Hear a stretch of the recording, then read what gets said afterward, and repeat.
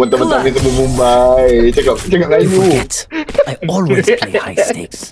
Kau cakap apa dia tak faham. Ya Allah, kepala. Last Bodoh. player standing. Dia Bodoh. Memang silap dah main kat Bombay. Memang. Aku rasa aku dah body shot dah kat finish. 4 guys died while pushing. Aku spam dekat bridge 10 pakai Odin.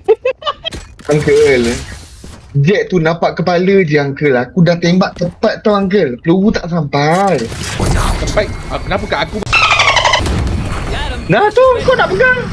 Bagi marah, tak bagi marah. One. Awak nak apa sebenarnya ni? Cuba awak cerita sikit kat saya.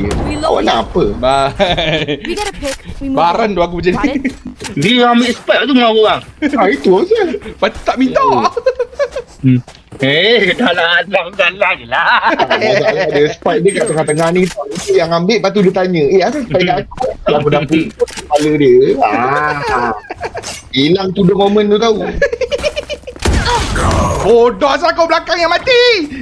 Uncle. Kau tak nak mati ke apa? Ha? Kau tak nak mati ke apa? Berjaya Aduh, saya pun tak mati tadi lah guys. Okey je, biar dia pergi dulu. Kau gigi tak? Semua macam mana dia main play tadi. Janganlah macam tu. Janganlah macam tu. Dia Apa main yang play dengki tadi. sangat? Apa yang dengki sangat? Kosong tadi. Cuma hidup tu jangan Out of my dengki. way. Bak kita Melayu.